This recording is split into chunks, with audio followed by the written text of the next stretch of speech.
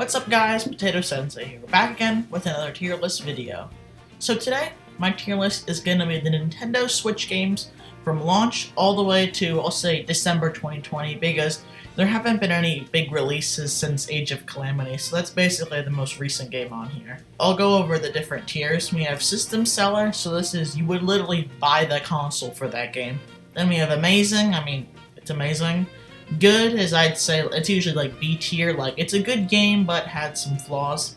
Then there's Mediocre, where it's like the flaws really overweigh the pros, but it still had some good elements. And then we have Bad, where it's just the cons far outweigh the pros, and really it's like, this wasn't really a good Switch game. I probably wouldn't buy this again if I had the money. So, let's get right into it. Starting with Pokemon Shield, I would honestly put this in the good tier. I do have a lot of problems with it, as I stated in my review, and those are still present now. If I could describe the game in one word, it would honestly just be inconsistent. The game has some really good music, some good characters. The graphics look okay in some places, but then on the other hand, some music is just annoying. Most of the characters are lifeless, the graphics are horrible in most areas, and the game just honestly feels unfinished. There's so much just pop in, the graphics are just terrible in some parts, and you put it against like I think it's the new Dragon Quest game, I think it's Dragon Quest 11 on the Switch, and Witcher 3 and Breath of the Wild, and these games have amazing graphics, and you put it against Pokemon and you're like, seriously, Game Freak? Pokemon is, I think, one of the wealthiest media franchises, and you're like, really? You're this wealthy and you're giving us this garbage? But I'm putting it on the good tier because I feel like there are a lot of pros that barely keep it in the good tier. I feel that some of the Pokemon were really cool. Cinderace, Corviknight, the legendaries were okay. A lot of the music in some areas was great. The champion theme, the wild area was really good. The gym battle theme was good, and I feel like there's a lot of pros, but there's also a lot of cons. So I think I'll put it in the good tier. Next up, we have Animal Crossing New Horizons. This was the savior of the Switch in 2020, and honestly, I'd put it in System Seller. For a lot of Animal Crossing fans, this is a monumental game, and I honestly had a really good time with it. I'm still playing it now. I think I even booted it up this morning. I played every single morning, actually. It's honestly just a really good game. The amount of furniture and stuff to do is really great. The villagers are really beautiful and adorable, I'll say. A lot of them are really cute. And the graphics are really good. The music it's pretty good. And honestly, I feel like there are some cons that the game has. The music in some areas feels a little bit bland. Some of the villagers, I wish their dialogue was better. I wish, this isn't really Animal Crossing's fault, but I wish it took longer for the seasons to change.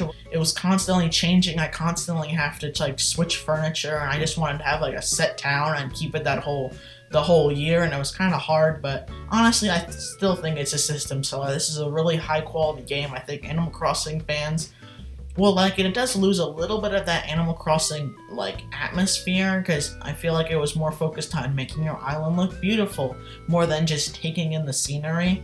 Because one of the things that makes Animal Crossing so good is the lack of control. Animal Crossing New Horizons, I feel like, almost gives you too much control, so it loses that type of Animal Crossing atmosphere. But there are some moments where you just stroll into your town or your house, and the sound design is so good that it just makes it all worth it in the end.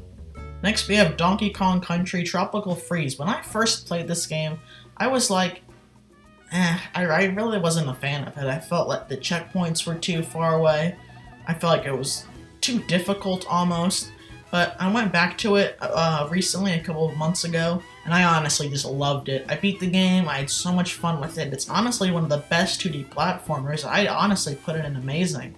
This game is just, it's really good. It's such a high quality 2D platformer. I feel like the levels were so large and so full of life. It feels like Donkey Kong was like, I was watching a video and it said it perfectly, that he lives inside the cartridge, and I thought it was perfect. This is a really high quality game. The bosses were all fun.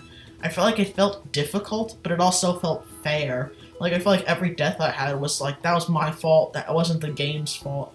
And I felt like that was really nice. It was a really high quality game, and I had a lot of fun with it.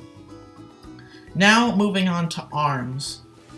I barely see anybody talking about ARMS. I know its popularity got a little bit better with Min Min and Smash, but honestly, I feel like there's no content to this. With Splatoon, which was also a new franchise for Nintendo, I know the first one came out on the Wii U, but this and ARMS are both new franchises, but I felt like Splatoon had so much more content. There's like modes, there's a single player campaign, there's a bunch of different online modes, a lot of customization. ARMS just feels lifeless.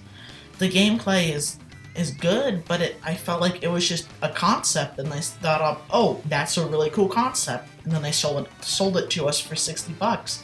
You have to give us more modes, like the basketball and like volleyball, I think. Like, that's cool, but it's just, you grab him, throw him in the basketball hoop. It takes like one button. It needs to be more complex. Putting ARMS and like, where is it? Breath of the Wild at the same price, that is just unbelievable to me. Sorry. And for that, I'm putting it in mediocre. The game feels like it has no content. On the surface, it looks great, but when you dive a bit deeper and start playing the game, it's like an hour or two in, it's like, this is just boring. And I haven't played it in like 2 years, I think. I honestly regret buying it because, unlike other games which I've gone back to and played again, this I never go back to. Moving on, we have Nintendo Labo. Now, I've heard a lot of people criticize Labo. I honestly was a really big fan of it right before its release and when it launched. The two ones I got were the Variety Kit and the VR Kit. Now, in my opinion, there's like two parts of Labo. Building it, and then actually playing the games in it. Building it is the fun part. You're putting together all these pieces of cardboard. It's really smart how they made all these different like things you can make, and it was really fun. And then you just get after that the mini games. You play them for like 20 minutes, and then it's just, what am I supposed to do here? The Discover thing is cool, but I never really got into it. I like the customization, and I feel like I would have liked it a while ago, like more when I was a little kid, but it's like, there's not much to do here. But the pro of actually building it and using it in these minigames, those were cool, but it's very, very pricey. But the VR kit was a lot of fun. I'll still do that once in a while with my little brother. It's still a lot of fun. The VR was much, much better than I expected. So, I mean, I never really finished the VR one, but I finished the Variety Kit except for the piano, and honestly, I think I put it in good. Maybe saying to yourself, Potato Sensei, why cardboard over Pokemon Shield? And I mean, I had more fun with Labo, and I can't go back to Pokemon Shield. It was fun, I had a great time with it, but there were just so many cons, and I feel like Labo, it's good, and that's why I'm putting it in the good tier. So next we have Splatoon 2. This was one of the earlier Switch titles in 2017, and honestly, I think it's really good. I think I'll put it in amazing. The concept of just paintball, I think, is really good. I love the whole squid thing. They could have just gone for paintball and just sold it to us, but the whole squid mechanic is really, really nice, getting to like refill your tank, swimming through the map. If I could have one complaint, it would be put the single player mechanics in the online. The single player was fun, but they never really brought any of the mechanics in it to the online, and give us more game modes. Don't make us have to like play more and more and more just to get a new game mode. I wish they gave us more game modes, because there's just one mode for online for a while, which is Turf War, and I feel like it would have been nice if they gave us more. But honestly, I think Splatoon 2 is a great game. I just wish they brought a lot of that work they had put into the single player into the online. So next we have Zelda Breath of the Wild. This is one of my favorite games of all time. This is just a wonderful experience. If you want to get into gaming, this is the game you have to play. Definitely system seller. You should really, if you want to Switch, you buy this game. It's honestly really cool how much stuff they put into this game. There's so much to do. Side quests, shrines, the main story, Korok seeds, there's the camera too. There's just so much stuff. And I don't want to say the Wii U failed because this game is so good, but it got delayed so many times. I think the Wii U would have done a lot better if it had Breath of the Wild, to be honest, but I think having it on Switch is amazing. It's a really, really great game, so many good memories, definitely system seller. Next we have Link's Awakening. Now this one you may be confused a little bit. I'm putting it in mediocre. Now hear me out. Link's Awakening is not a bad game. It is actually a very good game, but this is for my experience with it, and honestly, my experience wasn't the best with this. I am not the biggest fan of overhead 2D Zelda games. I played A Link to the Past a little bit on the SNES, Switch Online games. I didn't have the best time with it. I'm just not really that big of a fan of it. I don't like having to look up where I have to go. Overall, it just really wasn't my thing. I do like it. If I was a top-down, I think that's what it's called. If I was a top-down 2D Zelda fan, this would honestly be amazing or something, but I'm just not that type of guy. I think the music is amazing, the aesthetic is great, the graphics are amazing. This is a wonderful remake of a classic Zelda game, but just for me, it wasn't really my game. Next we have Sonic Mania. This was my game. I loved Sonic Mania. I played this to death. I've played it a bunch of times. I love doing this. The time attacks or time trials is replaying the zones over and over and over and over again. I think it's a great game. Definitely amazing. The soundtrack is, it's just amazing. It's definitely a great Switch game. Sega did a great job. And they made Sonic Forces, which I haven't played that yet. Sonic Mania is really the only Sonic game I've played. But honestly, I've seen the reviews. How do you go from so good to so bleh? So amazing, just an overall really, really, really good game. Next we have Super Mario Party. This one's going in mediocre. I'll put it in between ARMS and Zelda. A lot of people are fans of Mario Party, and I'm not a fan of Mario Party. It's just not really my game. I played it once in single player. I got bored 10 minutes in. I played it with my friends for an hour. This game is so long and it's just boring.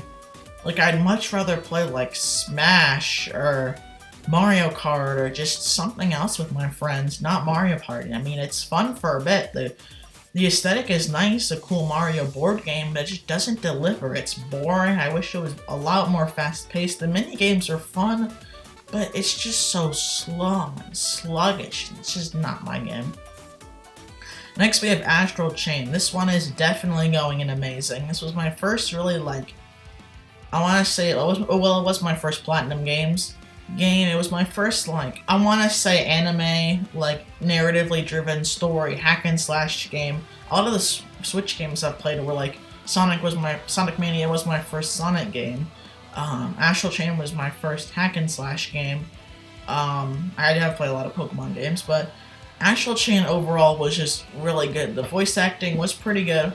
The graphics were cool. The whole concept of aliens invading and you're a police officer and you have to take control of the aliens or the legions, that was cool. I really liked some of the characters here. I remember there was one guy called Kyle and his face was like a computer screen or something. It was almost like a projection, but it was really fun playing through this. The combat is just so good. And the music is amazing too, and honestly, it's just a really good Platinum Games one. I feel bad for Xbox and PlayStation owners because I know this was a Switch exclusive, but honestly, a really good game. Next we have Mario Kart 8 Deluxe. This one is really hard to rank, because by itself as a game, this is amazing. It's got a great battle mode, a great soundtrack, great tracks. Character selection, we'll get to that later, but as a game, I think this is amazing. But it is a Wii U port, and honestly, I'd put it in System Seller, but it's a Wii. I would put this on the edge of System Seller to amazing. It's a great Mario Kart game, but it's a Wii U game, and having a Wii U game as your main Mario Kart is just disappointing. I wish they added more tracks. They never added a single track. Just give us 4 more. Stop giving us more tracks on the mobile game. Give it to us on Mario Kart 8 Deluxe. So overall, it's a really good game. The soundtrack is phenomenal. The track design is amazing. The graphics are spectacular. But it's a Wii U game, and that's where it falls short a bit. So next we have Hyrule Warriors Age of Calamity. Now, please take note, I have not finished this game. I'm like still in the early start of it. I never really got that much time to play it. But as for from my experience, I'd put this in good. This is like top good. Like from on the border of good to amazing. But honestly, Age of Calamity, I found that I'm not the biggest I think it's called Dynasty Warriors. I'm not really that big of a Dynasty Warriors fan. I wanted to try it out because it was my first Dynasty Warriors game, and it's Breath of the Wild themed, so I honestly gotta get it. But honestly, it didn't really do it for me. The voice acting is so bad at some points. I do like the cutscenes a bit. The combat is fun for the most part. I can't base it. I can't judge it too much since I haven't played it yet, or I haven't finished it yet. But honestly, I thought it was okay. It had a lot of pros. The soundtrack is great, but honestly, just the voice acting being really just bad, and me not being the biggest Dynasty Warriors fan, it was good, and that's why I'm putting it in the good tier. Oh no, Mario 3D All-Stars. Now honestly, this is a long-awaited collection for the Switch. People have been asking for these games for so long, and honestly, I feel bad putting it in mediocre, because it's a good collection. You're putting 3 classic 3D Mario games on the Switch, but they just butchered them. They made them so much less enjoyable. Why did they butcher that? They butchered them so much. For 64, I can barely play it. The camera is horrible. People are talking about how the movement, and I played Galaxy on the Wii, so I haven't played it yet in this collection, but I started playing 64 and Sunshine, and I just can't get into these games. The controls in Sunshine are so slippery, so unresponsive, and honestly, they're so tight. I press jump and Mario jumps. I feel like he's so mobile. But in this, he's so slow and slippery, and just one jump is just dead, and it's just so not enjoyable. And 64, the camera makes moving around so hard, and it's just so disappointing. They never added anything new to these games, only the soundtrack. I mean, give us some concept art, give us the trailers or something, give us something. It's a collection, it's supposed to be a celebration, but this just fell flat on its face. Next we have Mario Maker 2. This was the sequel to one of the Wii U's coolest games, I'll say.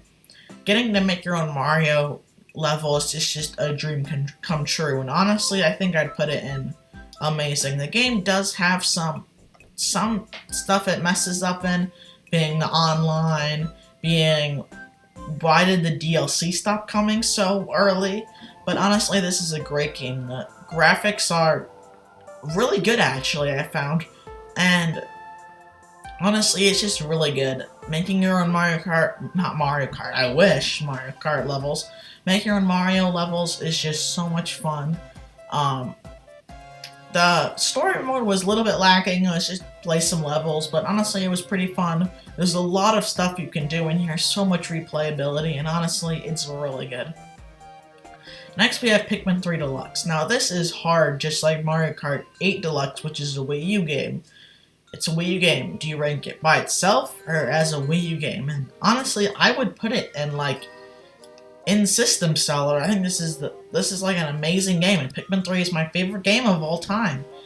But as a deluxe version, it falls short in some areas. It does feel like a deluxe version. You have the badge system, 2-player co-op, you have multiple difficulties, some new side missions.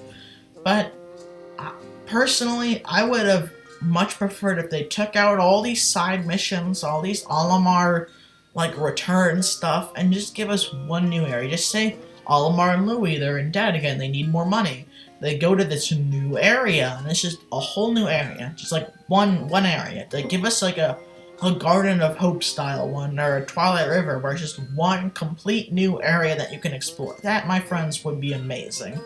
But it felt lazy. The game itself is fantastic, but the deluxe stuff they added, it feels good, but not as much as I would have hoped.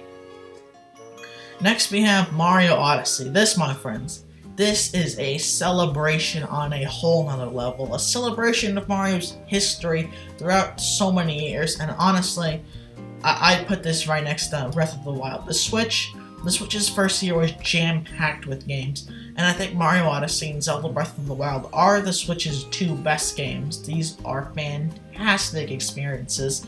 Mario Odyssey is just full of joy and happiness.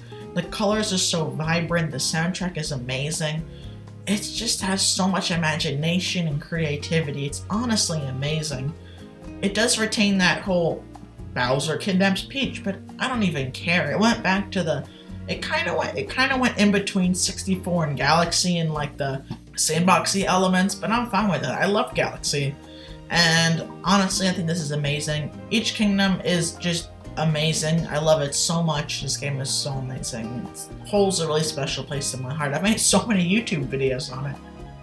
Next we have Paper Mario the Origami King. Now, just like Age of Calamity, I haven't finished this game, but also, well, unlike Age of Calamity, I don't intend to finish this game. I'm honestly putting it, I'd put it like here. Well, yeah, I'd put it there. This game just had a real dip in quality. I was having so much fun. The paper elements were great. The battle system was a lot of fun. The music was great. The aesthetics were really nice. The characters were cool. I was having so much fun with this game. In my early review, I was just so happy to have a good Paper Mario game. And then I hit this one place. It's in like the autumn themed place. And it was just this like Japanese inspired town. I got to it, I played it in it for a bit, and I just got so bored. The combat just gets so tedious. I was watching Arlo's big review, and there's so many problems with this game. You can literally just cheat the entire battle system. It gets so boring and tedious, and honestly, it gets so boring, and it's just sad that so much hard work just gets. It turns so bad, and I was watching the interviews with the developers, and it's just so sad what's happened to the Paper Mario franchise. So, I have to put it in mediocre. But here we go. Smash Bros. Ultimate. This is a good game. I don't know where to put it in between Animal Crossing and do I put it in front of Animal Crossing, behind Animal Crossing? I put it in front of Animal Crossing. I'm sorry, Animal Crossing, you're a great game, but Smash is just something else. The idea of just a crossover of Nintendo or just gaming mascots is genius, and having a really nice fighting game is amazing. They could have just put a lot of cool characters and called it a day, but they made each character's moveset so amazing. The overall just fighting gameplay is really nice. The soundtrack of like a bunch of remixed gaming soundtracks along with a bunch of new ones is really good. This game is really just something special. Getting every single character from any Smash Brothers game is really great. Waluigi, I hope you get into the game one day. But there's just so much great stuff in this. It's a celebration of gaming as a whole. Get characters from Steve from Minecraft, Joker from Persona 5 next to like Mario, Link, and Samus. It's honestly incredible. I still play today. It's so much fun. There's so many characters with so many different movesets that it makes the game so replayable. While I wish the story mode was a little bit better, it feels kind of tedious and long, I still can't deny how great this game is. Honestly, I think that's it. We got the tier list for the Switch's games. Let's see. Put that there. Zelda's still number 1. Breath of the Wild, great game. I think we can keep Pikmin 3 Deluxe and Mario Kart 8 Deluxe there, and yeah, I think that's the Switch's lineup. It has a lot of great games. Some misses, some not that great ones, but honestly, it has a really good lineup of games, and it's just really good. So yeah, thank you for watching. This is my Nintendo Switch tier list. As of December 2020, or what is it today, like January something? Yeah, there we go. Thank you so much for watching. Don't forget to like and subscribe. Happy New Year, Merry Christmas. Potato Sensei out.